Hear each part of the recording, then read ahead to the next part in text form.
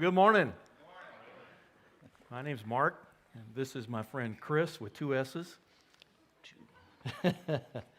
You're from Ohio, True. but you're not Absolutely not a Bengals a fan. Bengals fan. Nope. Rooting for the Especially not Chiefs, today. Especially today.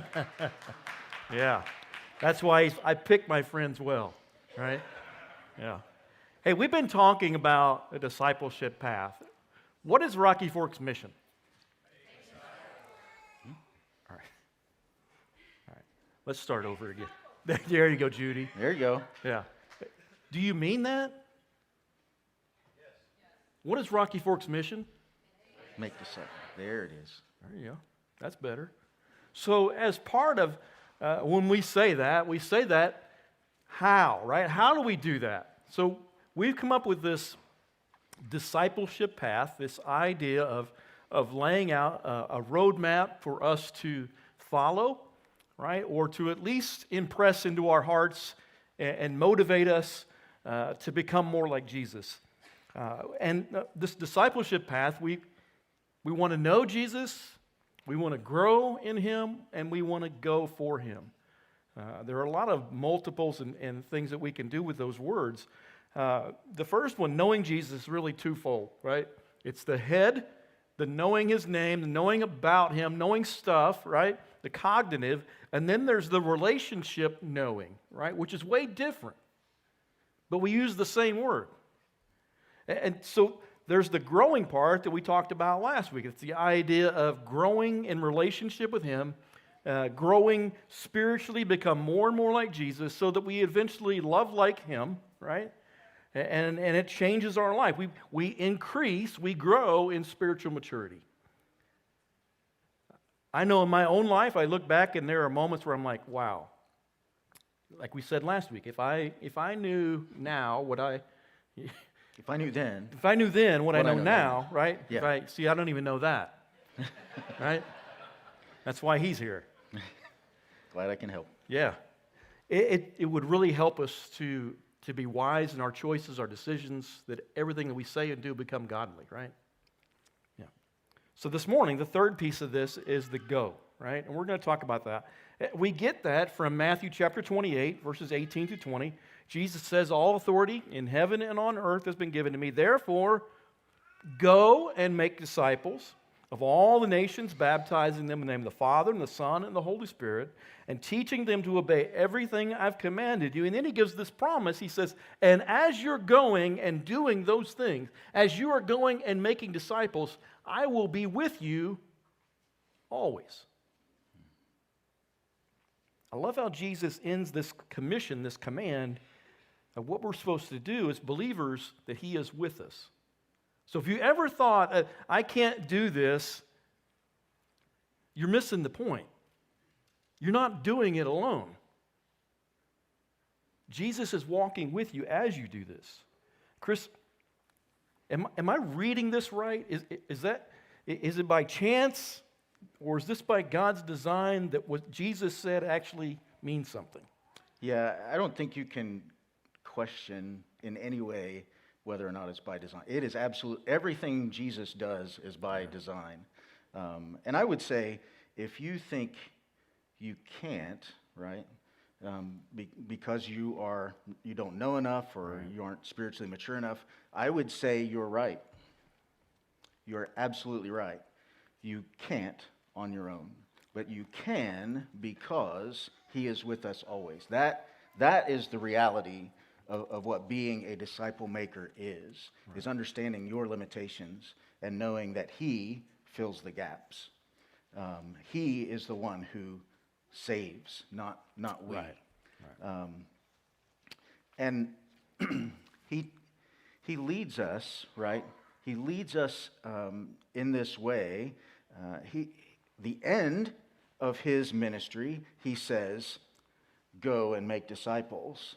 The beginning of His ministry, He tells Peter and Andrew what to do as well. He says, come follow me, and I will make you fishers of men, right? And we've talked about this for the past few weeks, that Jesus simplifies everything about discipleship with that one sentence. Come follow me, get to know me, understand who I am, and I will change your life. You will be transformed. I will make you into something different. Not a fisher of fishers, a fish, but a fisher of men, right? Yeah. And so we've talked about that over the past couple of weeks. But what I want to draw your attention to is verse 20. And we haven't talked much about verse 20, but I want you to pay attention to what Peter and Andrew do. It says, at once they left their nets and followed him.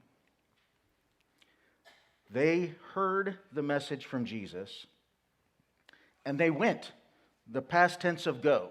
They went. They just went. And there are lots of variations, right, of the word go. It can mean a lot of things, but really it's moving from one place to another.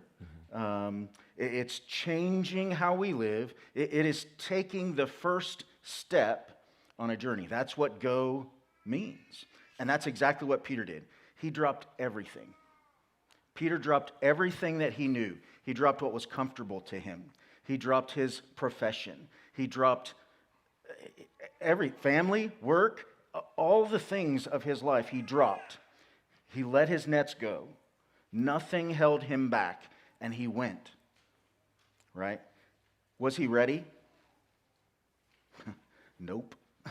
He sure wasn't. And a lot of the Gospels, you'll read about all the things that Peter wasn't ready to do. And Jesus was going to make him, over the next 3 years, into a fisher of men. Right. But even though he wasn't ready, he was faithful. He trusted that Jesus would make him ready, right? Right. So he took that first step and he went. He moved away from where he was physically, from where he was emotionally, relationally, and he started down this path, on this journey with Jesus right then, immediately, is what Mark would, the Gospel of Mark, not just Mark, the Gospel of Mark would say immediately. Yeah, post haste. Right now. So I was just thinking, you were talking about that, I was thinking about, all right, what if Andrew and Peter had a fishing shack right down on the beach, right? The sign would say, gone. Yeah, you know what I'm talking about, right? The sign would say, gone. Fishing. Fishing, right? Not coming back, right? Not returning to what you think of when you think of us as fishermen. Yeah, we'll be fishing for men. Yeah, it's incredible. And I see that. I want to look back at my own life. Like I was fishing. That's what I did on Sundays. But once Jesus got it into my life and my life was changed, I started to follow him, and I couldn't wait to see where Jesus was going to take me next, or what he was going to show me next, or what he was going to teach me. But I also understand that sometimes lasts for a little while, and then life gets really complicated. Right? Anybody else experience that? Life gets complicated, right? And that's where faith really kicks in. Right? The difference between believing something and trusting in it is those things need to be colliding together always. So when life gets complicated, we can lose sight of what changed our life, Jesus, right? But according to Jesus, he never leaves us. That while we're following him, we lose sight of him. But he's never gone from us. Does that make sense to you? Think of it this way. How many people, you're going to have this emotional moment when I say these words. How many people have lost a child in a grocery store, a department store, a mall, or an amusement park? It's okay, parents. I lost somebody else's kid. Yeah. I'm just saying. Yeah. That was my experience. Yeah. It was awful. You'll never be a sponsor. Nope. See, I did something right. See, you did something right. If you mess up bad enough, you don't get to do it That's again. right. That's right. I never chaperoned another field trip. So, what happens when you realize you don't have all your chickens with you, all the kiddos, right? Is that, oh my gosh moment, right? That fear that just overwhelms you, right? That panic frantic, where in the world are they moment. And I wonder sometimes, we are made in God's image, right? And we have all the characteristics, the feelings that He has. He loves, He's jealous, there's a wrath, there's all these emotions that God has given us because we are made in His image and His character. I wonder if when sometimes as Christians we lose sight of God, does He kind of have that fearful moment? Where are my kids? Right? He did with Adam and Eve, right? Yeah, like where are they? Walking in the garden. Right? Where are you? Yeah. I mean, that's a crazy reaction that we fear when we lose sight of our own children or someone else's, right? And that could be the same reaction that God feels when we realize we're not following, or we're not close enough, or I feel lost, right? And that's a powerful reminder for us to go with a message that finds the lost where they're at, that it restores people, it redeems people, it brings people back into relationship with Jesus, it reconciles everything that is broken, it restores the family. I mean, when we start thinking about this challenge, this command that Jesus gives, go is not an option.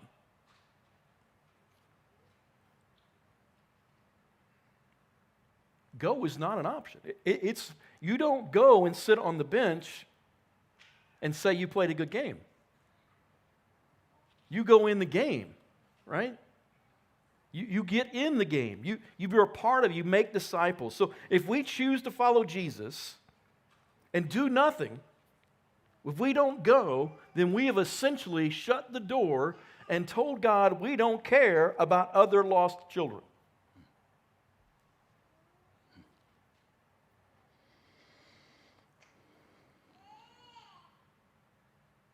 Sounds harsh, right? But is it true? Yes. And I would say that it's not just about the Great Commission where He tells us to go, right? He says go, and that's an imperative for each of us. Yeah. But He didn't just tell us that at the end of His ministry, and it's like something new that just dropped. This is how He did His ministry all along, right? If you look in Luke chapter 10, Jesus picks out 72 people, 72 of His followers, and He sends them out. And so let's read that passage. It says, "After this, the Lord appointed 72 others, sent them 2 by 2 ahead of Him to every town and place where He was about to go. He told them, 'The harvest is plentiful, but the workers are few. Ask the Lord of the harvest, therefore, to send out workers into His harvest field.'" So Jesus, he doesn't just tell us to go. He showed us what it looks like to go. And there's a couple of really cool things about these verses that jump out at me. And the first is, who does Jesus say we should be praying for? Right? I think every prayer list in every church that I've ever been in has somewhere on it has the lost, right? We're praying for the lost. Praying for the lost. Over and over, I see that on prayer lists. I have never seen a prayer list that's praying for more workers to harvest. I've never seen that. But Jesus tells us, right? He says, the harvest is everywhere, right, but there aren't enough workers. Right. We need to pray for more people who are willing to go and make disciples. And I mean, we were talking about this right. this week, and Mark, you had a really good analogy, a farming analogy. Right. So let's just say for a moment, in all of Boone County, there are only 2 tractors. That would be a small harvest. Small harvest, right? People be fighting for the tractors, right? Why can't we have that same attitude about the harvest of people and how many ministers, how many people will go for Jesus? Yeah, and be workers. Yeah, and so Jesus is saying, hey, look, what you need to be praying for is that everyone who knows me, every believer in me, will be a harvester. Right. Not just a follower, a harvester. Someone who's going to go and bring other people to me. That's what Jesus is praying for. So that's the first thing that I get out of these two verses. The second thing is this. I want you to notice what Jesus does here. It says in verse 1, it says that he sent out 72 of his followers to every single place that he was going to go. He sent messengers ahead of him to prepare people for what he was about to do there. Jesus was going to go into a village, and he was going to deliver the good news, and he was going to change people's lives. And he sent someone ahead of him so that they were ready. Right. That's what he does with us. We said it earlier. I don't save anybody. Jesus saves people. But he sends me out to prepare people for what he's going to do in their lives. He sends you out to prepare people for what Jesus is going to do in their lives. He's not asking much of us. All he's asking is for us to go make a way, right?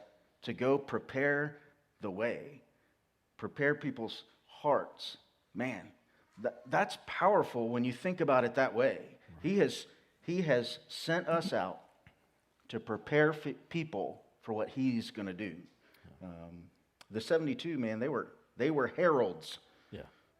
We use that word at Christmas time. We don't really use that any other time, but yeah. A herald is a preacher. Yeah. Right? Yeah. So I was thinking about the missionaries at Rocky Fork. I mean, we support 11 single-person missionaries all over the world. Some are as close as here in Missouri. Some are as far away as Africa and Australia. What's incredible to me is we are sending them out to do what Jesus is talking about in Luke 10, to go and prepare, to go and share, to go, right, and make more disciples. And I think that's really important. One of the things that I was looking at this week as we were comparing notes and things, in Luke chapter 8, there's this amazing moment where Jesus heals this demon-possessed man. This guy has got a lot of issues, okay? He is living in the tombs, in the cemetery.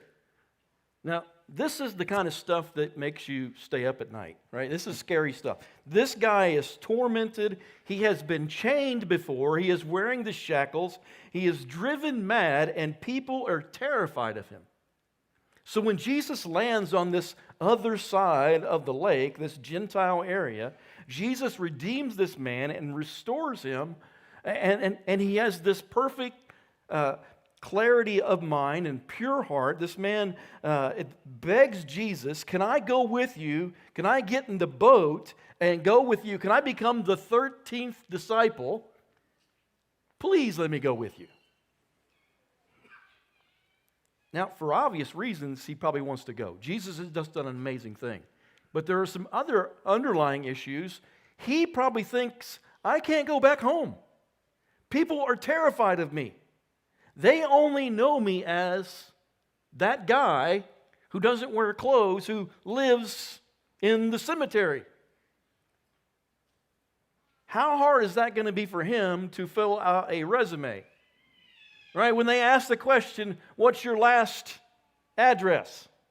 Or why did you get relieved from your last position? Or what did you do with your last job? Right? He's going to have a tough time filling out some resumes or some job applications, right? But listen to what happens. Jesus tells this guy to stay where he's at. not to get in the boat. Stay where you're at and go tell everyone you'll meet and who will listen what I have done. Now, to me, that makes a lot of sense. I think about all of us, right? You may not go to Peru. You may not go to Africa. You may not go to Haiti. You may not go to Antarctica or any other place, right? Where there's 10 people, right? You may not go there, but tomorrow you're going to go to work. You're going to go to school. You're going to go to wherever you may be, right? And you're going to be able to tell people, this is why my life is different. This is why I am changed. I used to be this, but I am no longer because of Jesus, right? This is what this guy does. And he does this amazing thing. So the next time Jesus comes to that side of the lake, people know who Jesus is because this guy shared what took place. Instead of asking Jesus to leave, which is what these people do in this area, they're terrified of Jesus. They say, we don't like what you just did, leave. Instead, the next time when he comes, they welcome and throw a party for him because they now know who he is. And I love that. I had a professor in Bible college. He said, he started his classes with this.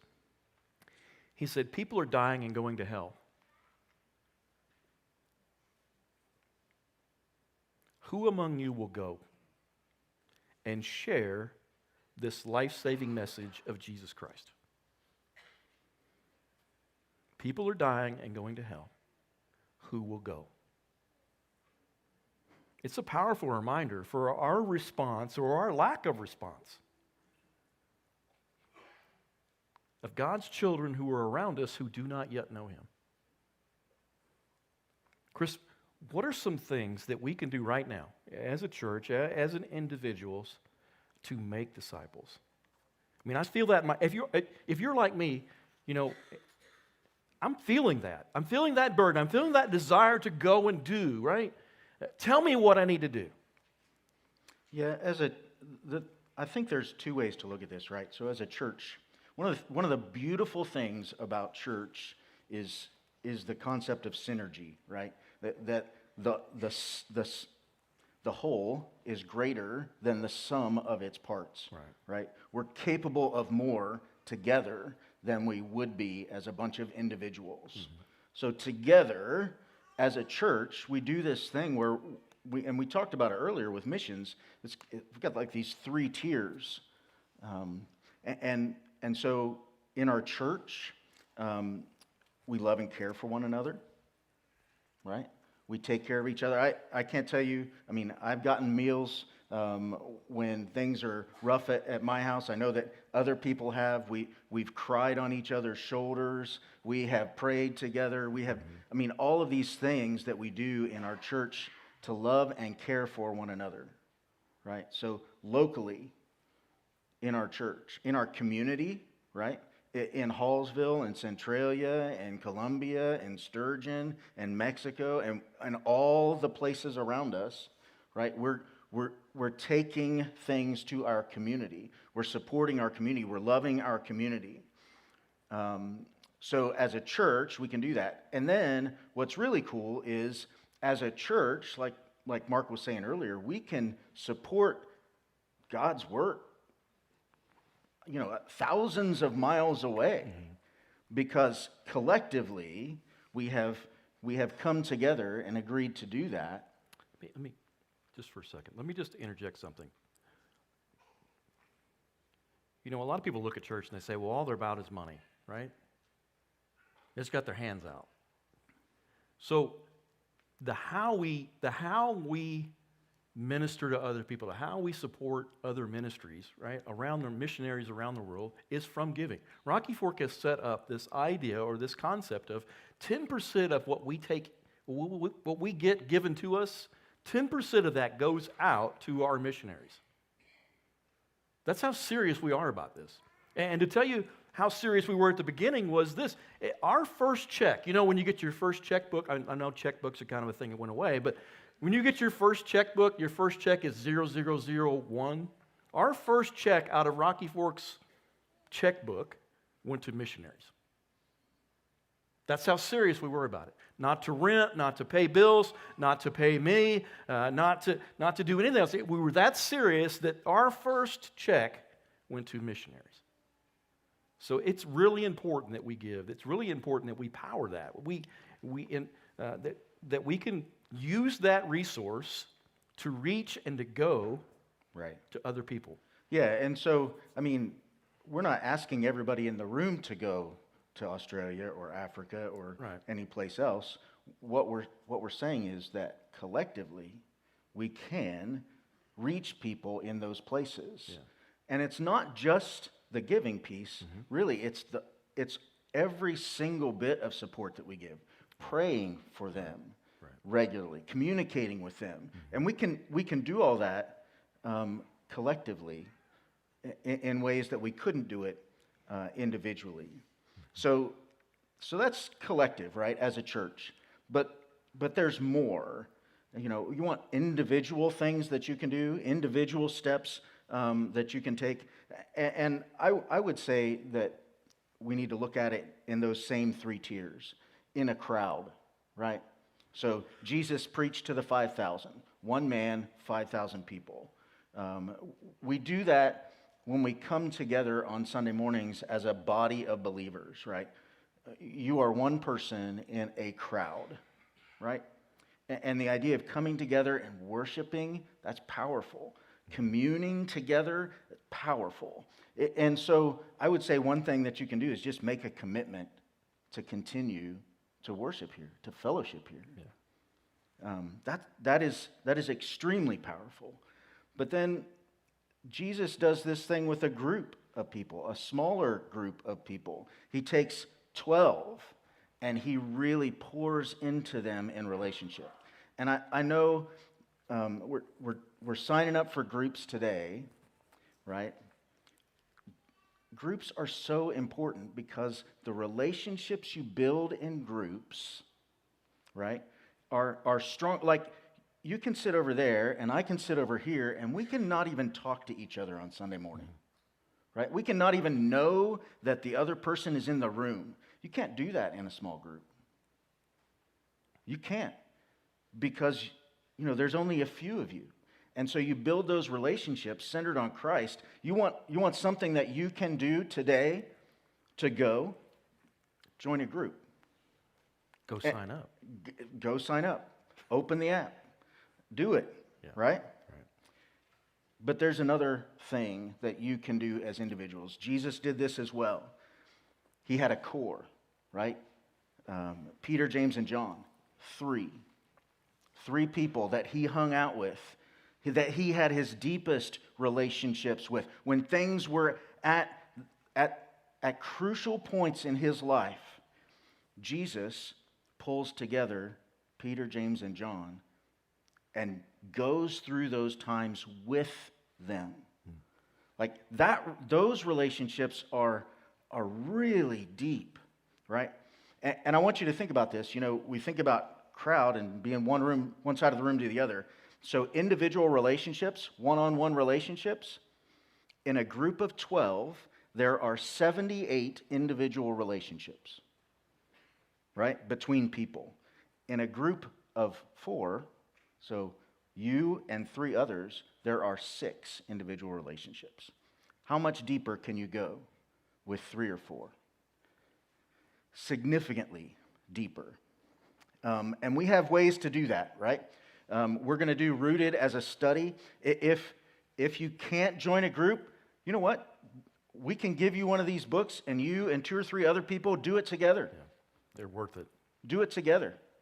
Yeah. We have a program called Stride. So Stride is, the idea is that when somebody comes to know Jesus, when they're baptized and they come up out of the water, they don't know, like, they're just like Peter. They don't know what's next. They just took a step of faith. Mm-hmm. So they need somebody to walk with them, right? Somebody to walk alongside them who has been down this road before. If you have been down this road before, if you know Jesus, if you have been baptized, you have walked in the steps that they're about to take. Right. So you're ready to walk alongside somebody. You know what?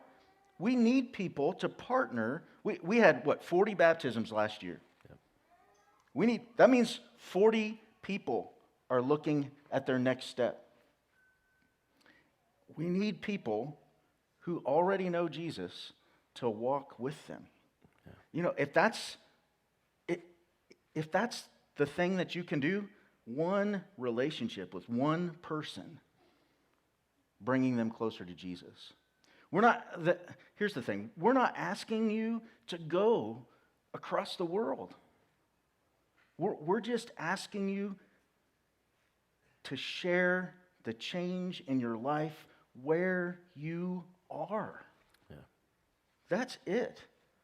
The challenge has always been, right, where Jesus even says, pray for the workers. Yeah. Right? That's always been the challenge. And we tend to think that workers are somebody else. The workers are you. Mm-hmm. The workers are me. The workers are here. Right? Now, are we willing participants? Have you ever had people that you worked with who, didn't work? Did you like them very much? Those people are hard to be around, right? Right. Yeah. The body of believers is exactly like that. Everybody has a part to play. Right. Every single person has something that they can do. And that's what it means to go. That's what it means to go. And I'm going to go Old Testament on you. All right? Isaiah chapter 6. This is the mindset that I hope that every single one of you leaves here with. Isaiah chapter 6, verse 8. Isaiah is having this vision. And in this vision, God says, whom shall I send? Who shall I send out for us? And Isaiah's answer is clear. Here I am, Lord. Send me. Put me in, coach. I'm ready to play, right? Yeah. Isaiah, he captures exactly the heart of the Great Commission in those words. Jesus says, go. Jesus says, go make disciples. You can go right here, just like the demon-possessed man. You can stay where you are, and you can reach people who don't know him, if you're willing. If your mindset is, here I am, Lord, send me. My prayer today is that each of you has that willingness to go. It's not about going around the world. It's about going right here and sharing the life-changing news of Jesus. Would you stand and praise him?